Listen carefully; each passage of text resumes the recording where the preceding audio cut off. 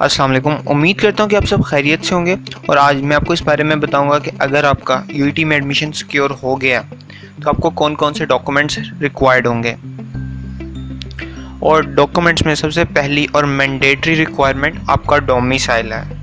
जी, आपका एक question arise हो सकता है कि क्या बेफॉर्म की बेस पे नहीं हमारा एडमिशन हो सकता या आईडी कार्ड की, लेकिन नहीं, क्योंकि जो यूईटी में कैटेगरीज बनी हुई है, जैसे A1 कैटेगरी बनी हुई है वो पंजाब डोमिसाइल्ड की है, तो इस तरह अलग अलग डोमिसाइल्ड कैटेगरी हैं। अगर आप किसी अलग सिटी की या अलग प्रोविंस की डोमिसाइल कैटेगरी में अप्लाई कर देते हैं, हालांकि आपका डोमिसाइल किसी दूसरी लोकेशन का है, तो आपकी जो एप्लीकेशन है वो ब्लैक लिस्ट भी हो सकती है और डोमिसाइल के बगैर आपका एडमिशन सिक्योर किसी सूरत नहीं होगा। तो जितनी जल्दी हो सके अपना डोमिसाइल बनवा लीजिएगा और अगर बना हुआ है तो डेट्स गुड। इसके साथ साथ आपको अपने बे फॉर्म की ओरिजिनल कॉपी भी रिक्वायर्ड होगी। आप बाद में फ़ोटो कॉपी करा सकते हैं, लेकिन डॉक्यूमेंट्स की चेक करते वक्त वो ओरिजिनल कॉपी भी मांग सकते हैं। और आपको 6 अपनी लेटेस्ट फ़ोटोग्राफ्स भी रिक्वायर्ड होंगी। फ़ोटोग्राफ्स का पासपोर्ट साइज़ होना ज़रूरी है। और एडमिशन के लिए बैंक चलान या फ़ी चलान की इम्पोर्टेंस तो हर कोई जानता है, लेकिन आपका जो फ़ी चलान है वो ऑनलाइन फ़ी चलान होगा। वो आपको www.uit.edu.pk/10 से डाउनलोड करना पड़ेगा, जिसका लिंक मैं आपको डिस्क्रिप्शन में भी दे दूँगा। दरअसल में आपने क्या करना है, इस वेबसाइट पे जाना है जैसा कि आपकी स्क्रीन के सामने शो हो रहा है। फिर यहाँ पे ये एक आइकॉन बना होगा डाउनलोड, आपने इस पर क्लिक करना है, ठीक है।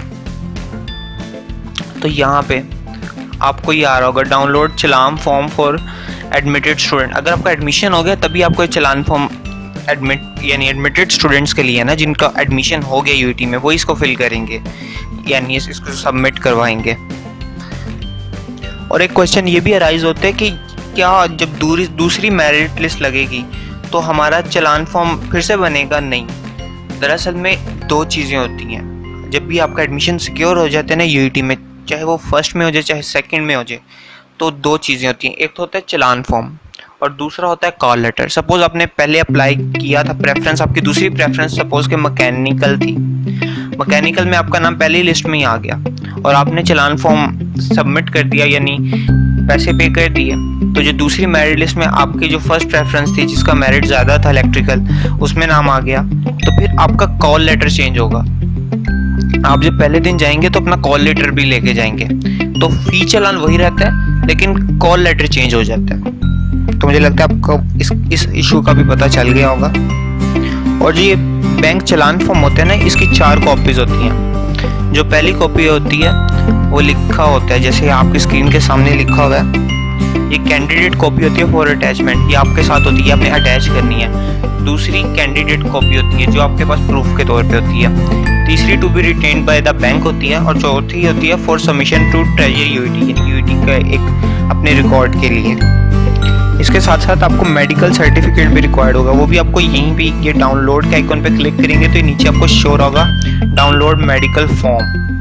आप इसे डाउनलोड कर लीजिएगा और अपना ये मेडिकल फॉर्म भी आपने प्रॉपर फिल्ड करना है। और थर्ड इम्पॉर्टेंट चीज़ है जो कि है डाउनलोड अंडरटेकिंग फॉर्म, ये भी आपने लाजमी डाउनलोड करना है। और ये जो अंडरटेकिंग है ये आपको 50 रुपये के स्टैम्प पेपर पे करनी है। दरअसल में बयान हल्फी है आपके एडमिशन के लिए।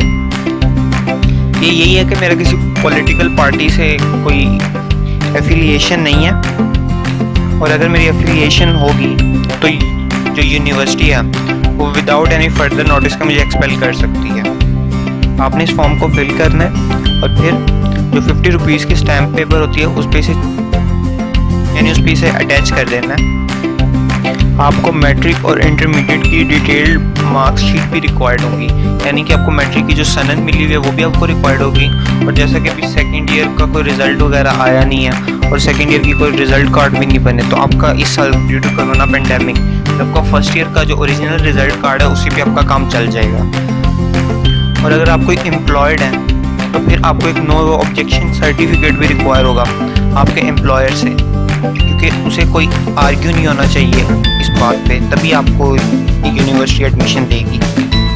आपको माइग्रेशन और no objection certificate from last institute भी रिक्वायर्ड हो सकता है, लेकिन ये सिर्फ उन कैंडिडेट्स के लिए है जिन्होंने अपनी अंडर ग्रेजुएट डिग्री किसी दूसरी यूनिवर्सिटी से की, यानी यूईटी से जिन्होंने नहीं की ना अपनी अंडर ग्रेजुएट डिग्री, उनको ये माइग्रेशन और नॉन ऑब्जेक्शन सर्टिफिकेट भी रिक्वायर्ड होगा। मैंने डॉक्यूमेंट जो आपको रिक्वायर्ड थे रजिस्ट्रेशन के लिए वो फुली एलेबोरेट करने की कोशिश की है, लेकिन अगर आपकी फिर भी कोई क्यूरी है तो आप वो मुझसे कमेंट सेक्शन में पूछ सकते हैं। अपना बहुत ख्याल रखिएगा। वीडियो देखने के लिए शुक्रिया। अल्लाह हाफ़िज़।